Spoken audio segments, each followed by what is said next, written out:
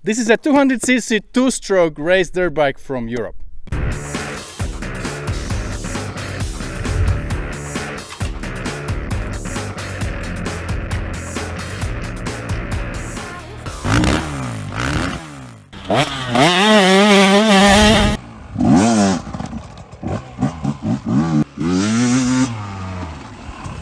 Hey, what's up guys, Rieju here, and this is a bike that maybe not many of you know. This is made in Spain. The name is Rieju, that's how you pronounce this thing. Some people might say Rieju, but it is a Rieju, a Spanish company. And a couple years ago, this bike right here used to be a gasgas. So when KTM bought a gasgas, they bought the brand, the name and all that, and the bike stayed in Spain. So then another Spanish company, Rieju, bought the bike and all the rights to it. So they keep making these bikes till today, and this is 200cc, which I think it's a quite unusual size for today's market. Like, there's not a lot of manufacturers doing 200. I think Beta does 200 two-stroke, and that's about it. But when you look at this bike, we're gonna take it for a ride today, so it'll be fun. But when you first look at it, design, I just like the design. I like this color combination, and I like the design. It looked different than other bikes on the market. So you ride this bike and you are different right away. This bad boy comes with a Kin carburetor, which is the best stack carburetor you can have on your two-stroke dirt bike. We all know that, right? We know how to jet it. JD Jetting has a great kit for these bikes, and they just run amazing. So Kin carburetor right there. Next, it already comes with a Moto Tassinari V-Force 4 reed cage. You don't need to spend a couple $100 there to do that. That's the best reed cage now for this bike, so it's already there. Now it comes with the electric start. It comes with a hydraulic clutch. It also comes with a backup kickstarter, which is not really a backup kickstarter. It's a heavy-duty kickstarter, not like the small one on the KTMs. This bad boy will last you forever. Next thing that is probably the most important on this bike is check those letters on the fork, KYB. That's the best suspension stack that you can have on a dirt bike. That's my opinion. Comment below if you don't agree, or if you agree. Another thing, it comes with the XL rims and nice billet aluminum hubs. So the wheels already look aftermarket. You don't need to spend any money there. You don't need to make it look fancy, because it already looks fancy. It has a headlight. It has a trip computer. You can see how many miles you did. You can see your hours. You can see your speed and all that.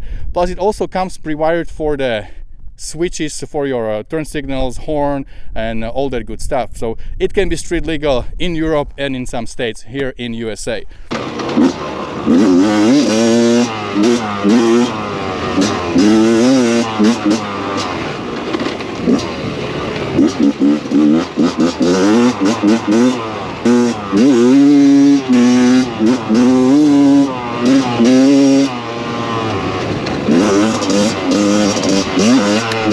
I was really curious to ride this 200cc engine, which is a little bit unusual in this off-road market, and let me tell you, I wasn't disappointed. It's definitely way more power than your 125, and it feels really good, especially in those mid-range and the top range. When you hit the pipe, when you stay a little bit on a higher RPM, and on this kind of flowy trail, just listen to the engine, listen how nicely it sounds, how like playful it sounds. You can keep it in that mid of the power. It just blasts to ride. Listen to it a little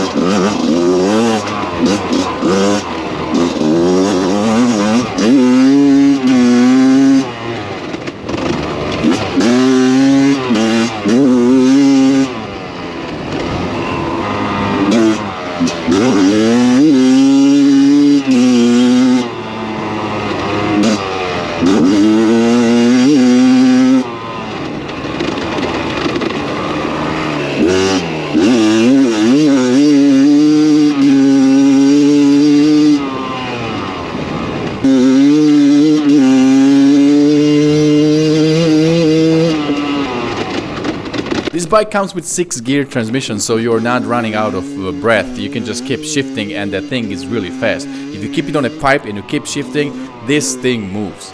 So as you can see, I also came to my backyard track where I have some jumps. I wanted to see how this bike will feel when I hit some jumps, and maybe sometimes even like overshoot. I wanted to test the suspension. I took it something a little bit slower, a little bit faster and flowy, and also I wanted to see how it handles the jumps.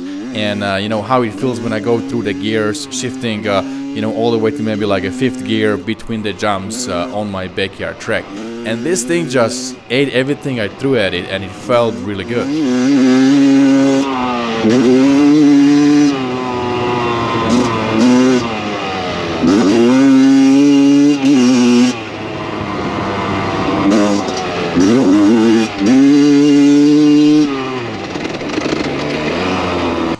Now, if you have this bike, you would definitely want to be able to do some hard enduro with it. So you would be able to, get on something a little bit slower, jump on a rock, do some logs, or some concrete pipes, go over some stuff. And for that, you need to be able to do the double blip, right? To have that bottom power, clutch it a little bit and get on the top of something and be able to go slow, have a good bottom that can kind of lock and work for you in that low RPM.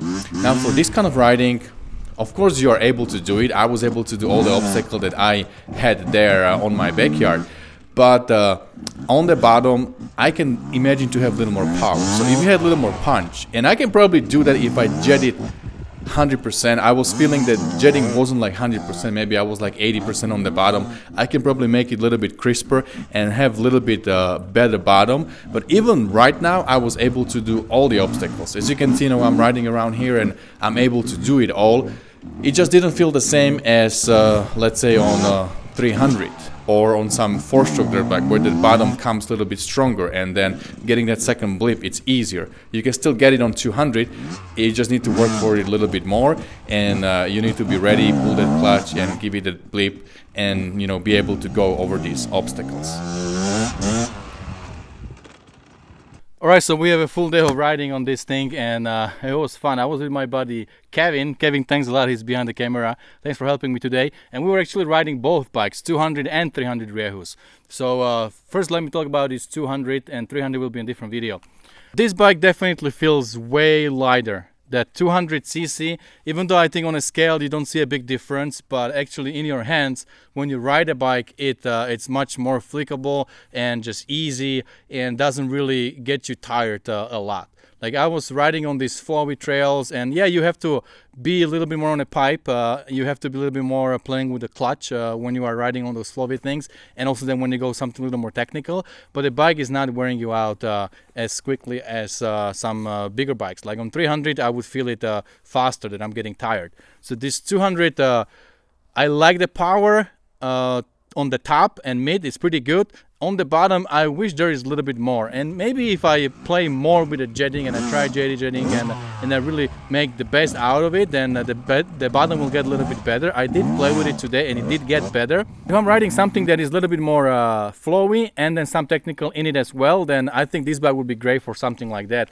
Plus, for the riders who are maybe teenagers coming into the full-size bike, maybe 300 would be too much to handle. If you are like 120 pounds, 130 pounds, and you don't have that the strength yet, bike like this I think would be a great stepping stone, and you can stay with this bike for a long time. Like, the speed-wise, I think you can go as fast as other bikes. It's all about your skills. You can rev it and go fast. I had, no problem. I also was riding a little bit on the motocross track that I have in the backyard, and was hitting these jumps, and it was fun. The KYB suspension really does a great job. There's nothing to complain. It keeps me planted on the trail, and then when I hit some jumps, when I catch some air, landing was smooth, and really I don't think I bottom out with my little bit over 200 pounds. So great suspension. Bike felt good. Overall feel of the bike, dude, I had a fun day today. It was a great time. Electric start work all the time, no problem. The clutch is one finger all day long, 6-gear transmission. So really cool off-road bike. I think if you're a little bit smaller guy, maybe like 130, 140 pounds, or you are maybe for ladies, this would be a great bike. You can have fun all day long riding your trails. All right, my friends, well, that's about it for today. Hopefully you enjoyed the video. Let me know below in the comments what you think about 200cc two-stroke bike, and don't forget, whatever you do, stay motivated. See you guys later.